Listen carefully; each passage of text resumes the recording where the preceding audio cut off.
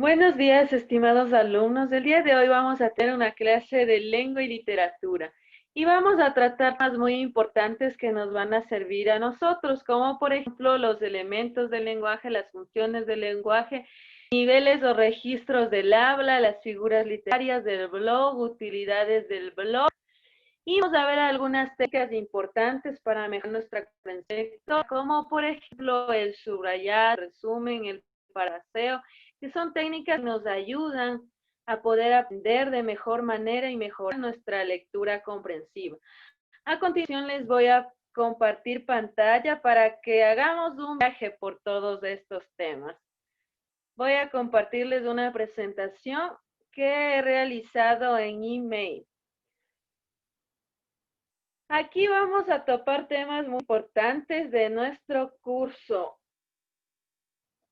Y se titula esta clase de lengua y literatura y técnicas de estudio. Vamos a pasar a la siguiente, por favor.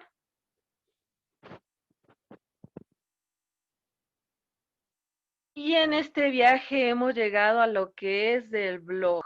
Es una página personal o empresarial que cuenta con una estructura cronológica de una temática en concreto que se actualiza con periodicidad.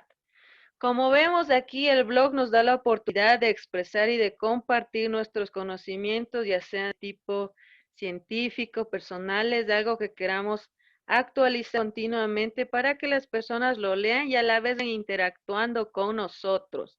Vamos a pasar a la siguiente y vamos a ver las utilidades y ventajas que tiene el blog en nuestra vida diaria.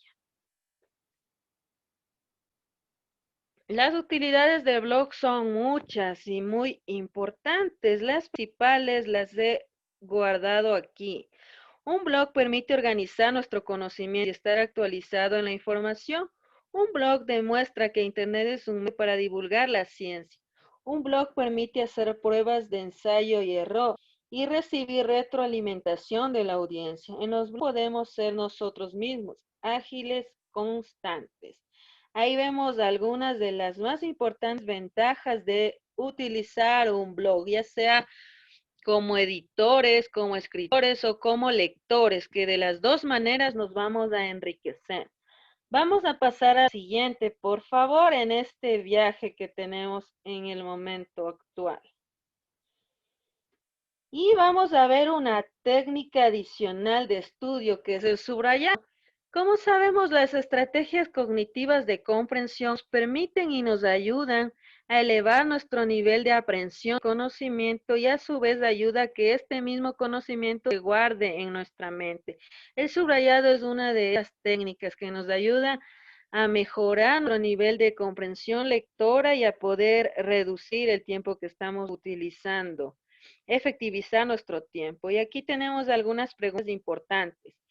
¿Qué es y para qué nos es útil el subrayado? La respuesta es una técnica de organización de lectura que pretende identificar lo más importante y organizarlo con el fin de estudiarlo y aprenderlo. Y siempre nos vamos a preguntar, ¿qué se debe subrayar? Aquí también está esa respuesta. Los puntos más importantes, los argumentos de mayor fuerza, las ideas principales y las palabras claves. Y la pregunta que también nos solemos hacer, ¿cuándo se debe subrayar? Inmediatamente después de captar el texto.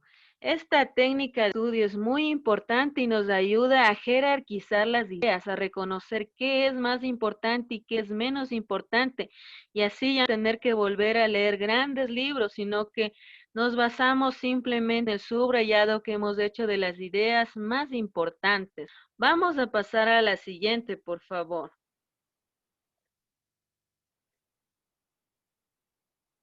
Y nos vamos en este viaje a verificar acerca del subrayado con colores. Si es importante utilizar el subrayado con colores, sí. ¿Cuál es su utilidad? Aquí la vamos a ver. Se utiliza un color para cada tipo de idea. Por ejemplo, aquí tenemos tres colores diferentes, ¿no? Un color puede ser para títulos o ideas generales, otro color diferente para las ideas principales y otro para las ideas secundarias. Una recomendación importante es que no utilicemos muchos colores porque esto lo que puede hacer es generar confusión.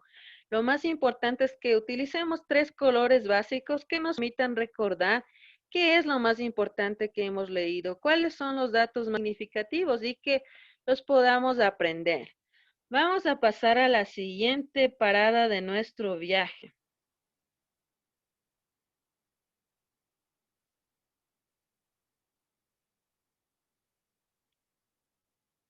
Y nos vamos por esta ciudad y vamos a responder una pregunta muy importante. ¿Por qué subrayar? ¿Para qué nos es útil? Y aquí tenemos 4 importantes ideas y al lado tenemos más.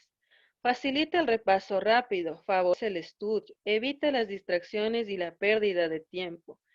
El estudio es más atractivo, nos ayuda a fijar más la atención. Aquí vemos que todas estas ventajas nos son útiles al momento de utilizar el subrayado, sobre todo que nos ayuda a fijar la atención. Vamos a pasar a la siguiente, por favor. Esta es una técnica muy importante, al igual que el resumen y el parafraseo, los organizadores gráficos que nos ayudan. Vamos en nuestra siguiente parada a lo que es un comentario crítico. Y ya sabemos que la lengua y literatura nos permite desarrollar un pensamiento crítico al leer las obras literarias y por lo tanto es muy importante que sepamos cómo hacerlo.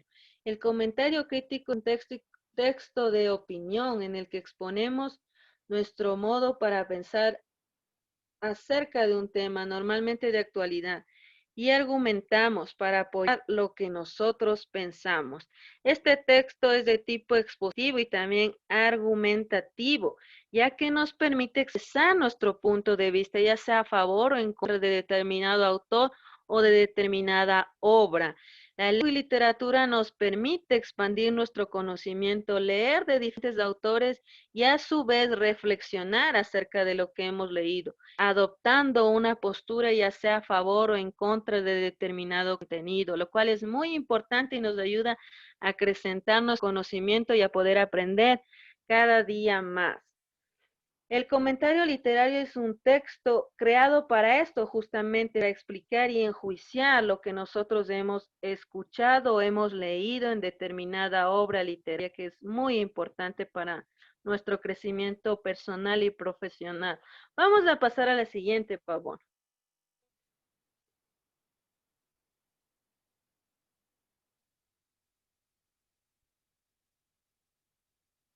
Vamos a ver acerca de los pasos para escribir un comentario, pero nos vamos a hacer una pregunta. ¿Por qué es importante que nosotros desarrollemos un pensamiento crítico? ¿Por qué es importante que adoptemos una postura ya sea a favor o en contra?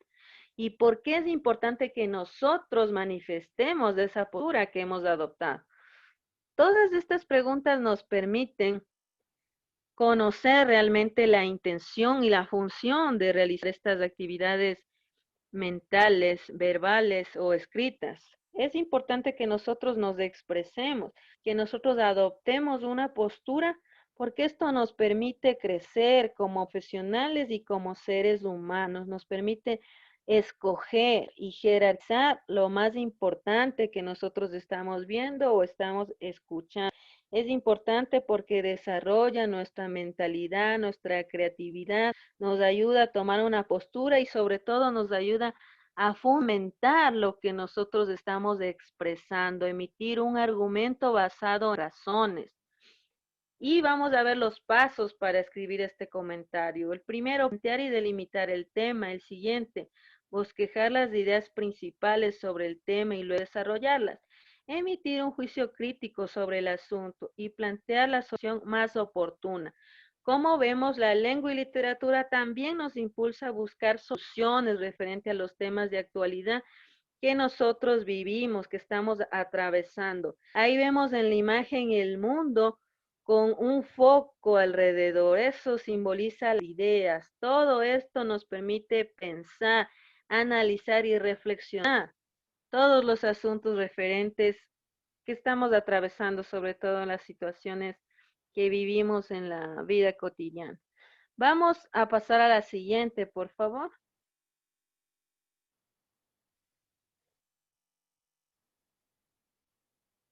Y vamos a ver las recomendaciones para escribir un comentario crítico. Como sabemos, podemos escribir directamente y sin rodeos, ¿ya? Es decir, vamos a ser concretos. No utilizar un lenguaje ampuloso, es decir, utilizamos un lenguaje acorde al público al cual nos vamos a dirigir. Tercero, utilizar frases concretas, precisas, efectivas, sencillas y elegantes para que nuestro comentario crítico tenga un mayor impacto en la audiencia que nosotros vamos a tener. Y vamos a pasar a la siguiente.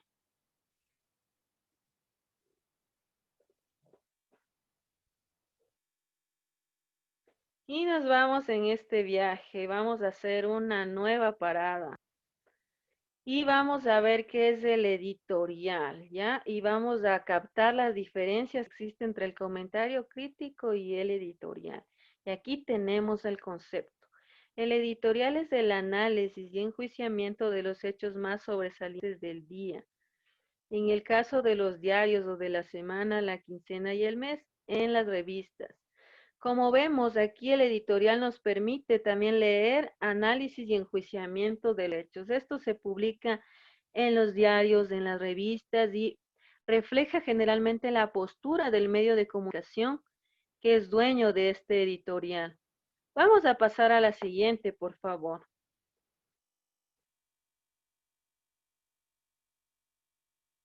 Y en este viaje vamos a hacer una nueva parada y vamos a ver las características del editorial. Debe ser contundente y trascendente. ¿Qué quiere decir esto? Que va a llegar a las personas, que vamos a llegar con datos oportunos, interesantes, que realmente le lleguen a los lectores, que habremos hecho una investigación exhaustiva y que por lo tanto esa es la razón que nos hace compartir nuestro conocimiento, nuestra postura. Debe ser afirmativo y breve. ¿Qué quiere decir esto? Que vamos a estar enfocados en soluciones, no en los problemas, sino en lo que podemos dar para resolver algún conflicto. Y debe ser corto para que sea más oportuno todavía y más preciso. También debe ser penetrante, ya que se debe basar en una opinión bien fundamentada, en un criterio bien fundamentado. Debe ser ágil y convincente. ¿Qué nos quiere decir esto? Que debe ser breve, debe ser dinámico y debe tener fundamentos. Al momento que tiene fundamentos, que está bien escrito, que tiene una buena argumentación, se convierte en convincente. Vamos a pasar al siguiente, por favor.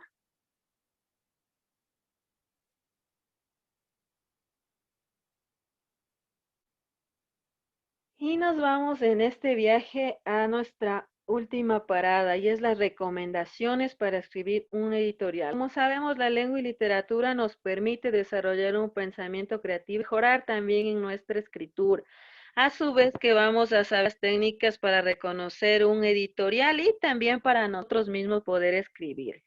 Y aquí tenemos las recomendaciones para escribir correctamente. El primero, la idea central se debe escribir sobre una sola idea, un solo mensaje, ¿ya? Es mejor manejar una sola idea para que el mensaje le llegue al lector, para que no tenga muchos elementos que manejar y el mensaje sea más contundente todavía. El lenguaje debe ser concreto, debemos utilizar palabras coloquiales de tal manera que el lector se sienta en confianza y hablemos en su mismo idioma para que él nos pueda comprender de mejor manera, recordando que vamos a escribir acorde al público al cual nos vamos a dirigir. También se debe contar un hecho. Este debe ir de lo concreto a lo general. Y por último, analice el hecho.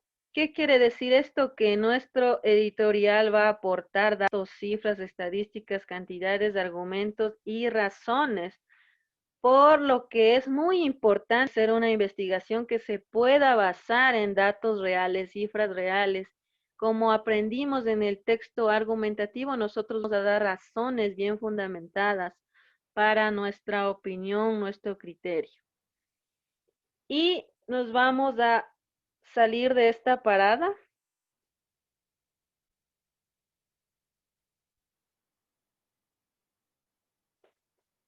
y vamos a hacer un nuevo análisis y voy a compartirles mi pantalla para Otma.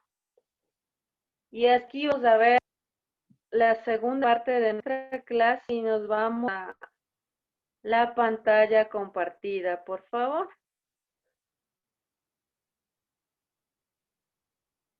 Y vamos a ver los elementos de la comunicación. Todo el tiempo nos estamos comunicando. La diferencia entre información y comunicación es que en la comunicación esperamos una retroalimentación, esperamos una respuesta. Y aquí tenemos los elementos. El emisor, como sabemos, es la persona que envía el mensaje. El receptor es el decodificador, la persona que recibe los mensajes emitidos, y el código es el sistema de señales compartidas por el emisor y el receptor. En la imagen podemos verlo. Ahí tenemos en la mitad el código, el mensaje y el canal. Y por supuesto el referente que engloba este acto comunicativo en el cual nos ven envueltos todos cada día. Vamos a pasar a la siguiente, por favor. Y vemos que los demás elementos de la comunicación son el mensaje. Ya sabemos que es la información que se está transmitiendo. El canal es el medio por el cual existe esta relación entre las dos partes. Y el contexto es del conjunto de circunstancias donde se produce o se genera el acto de la comunicación. Por ejemplo, el celular, la computadora son canales porque por ahí transmitimos los determinados mensajes. En el momento que nosotros estamos hablando, el contexto que engloba la situación es el contexto educativo porque estamos transmitiendo una clase. Vamos a pasar a la siguiente, por favor. Y vamos a ver las funciones del lenguaje, ¿no? Todos los mensajes que nosotros emitimos, ya sea de forma verbal o de forma escrita, tienen un objetivo. Y las funciones del lenguaje nos ayudan a reconocer cuáles son las intenciones, motivaciones que nosotros tenemos en nuestro diario vivir. Y vemos el ejemplo que dice aquí, rico almuerzo, y lleva los signos de admiración. ¿Por qué razón? Que esta es la función emotiva del lenguaje, que busca expresar emociones, sentimientos, etcétera. Vamos a pasar a la siguiente. Y vamos a poner un ejemplo aquí. Cuando estamos hablando con una persona, ¿ya? La función conativa o apelativa es aquella en el cual el emisor a través de órdenes o mandatos, incluso sugerencias o preguntas, hace que el receptor actúe o reaccione. Es decir, cuando le ordenamos a alguien que haga algo, esperamos una respuesta de esa persona, que esa persona emite algún criterio o modifique su actitud. Por lo tanto, esta función está enfocada en la respuesta que nos da el receptor. Vamos a pasar a la siguiente, por favor.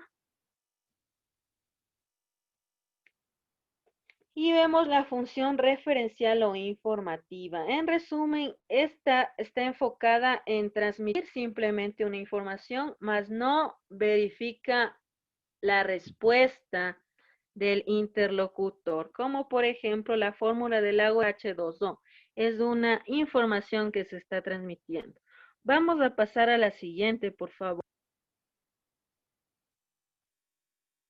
Y tenemos la función metalingüística del lenguaje, que en conclusión se refiere a todo el estudio en sí del lenguaje, como por ejemplo cuando estudiamos las palabras, sinónimos, antónimos, parónimos, los homógrafos, cuando aprendemos los rasgos del lenguaje, cómo utilizar las palabras, etcétera. Es decir, todo lo que va enfocado a hablar de nuestro idioma mismo, de las palabras, del conocimiento de la lengua o del idioma. Ahí vemos algunos ejemplos, como por ejemplo cuando hablamos de la frase, del sonido, de la palabra, de todo el desarrollo del lenguaje en sí, todo referente al lenguaje como tal.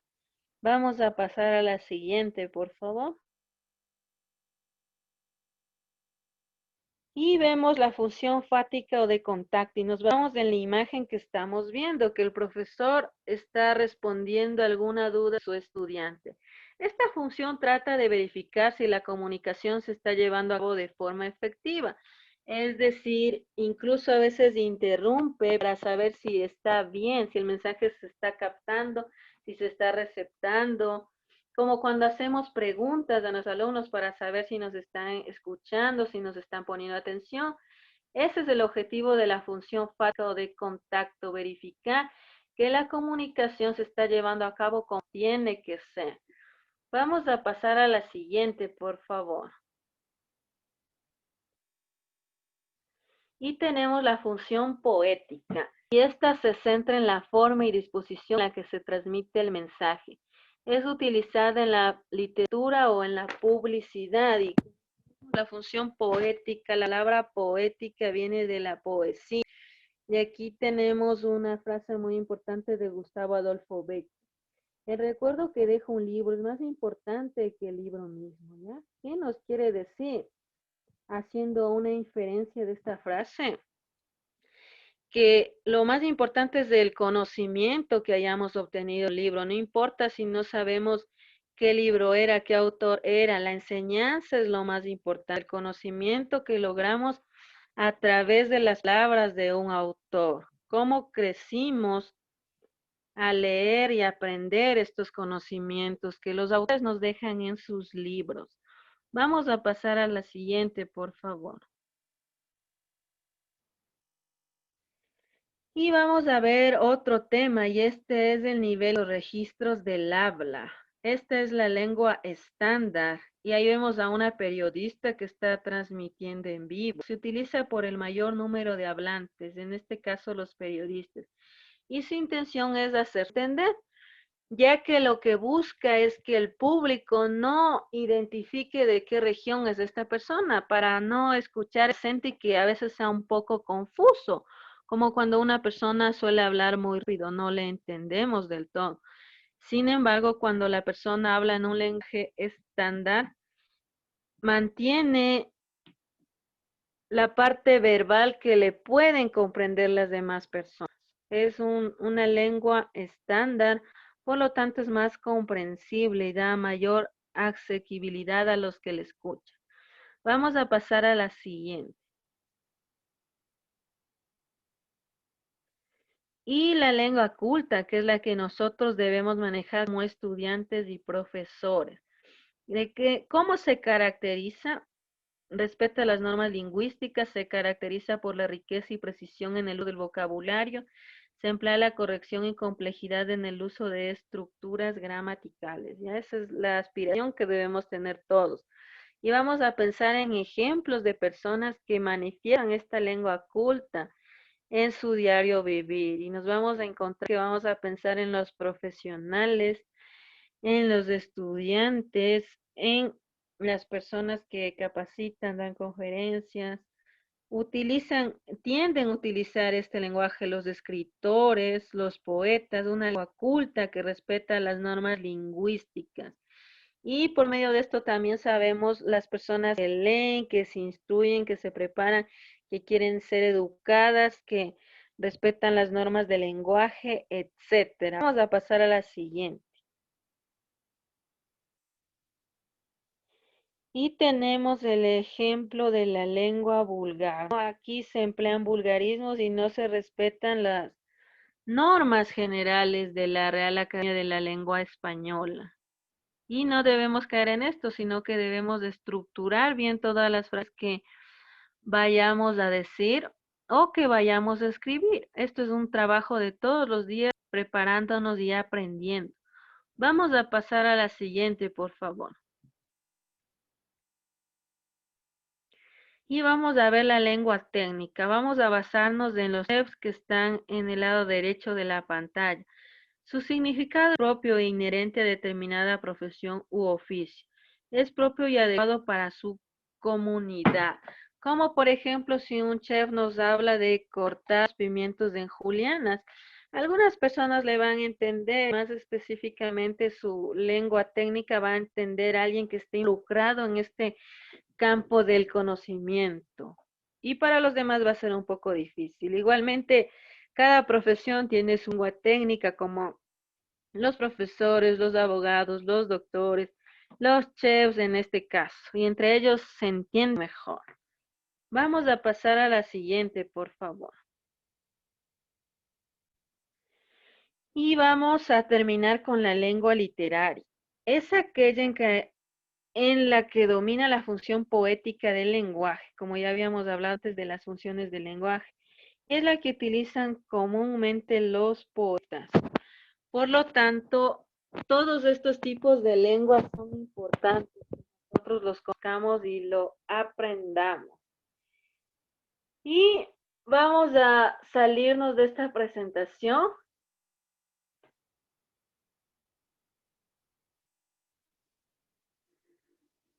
con el conocimiento ya adquirido en estos momentos. ¿Ya? Entonces vamos a ver todas las ventajas de aprender lengua y literatura. Vamos a aprender a expresarnos mejor, vamos a aprender a estructurar mejor el idioma de forma escrita, vamos a aprender a argumentar, a expresar bien lo que nosotros queremos transmitir a personas, a saber direccionar bien lo que nosotros vayamos a decir.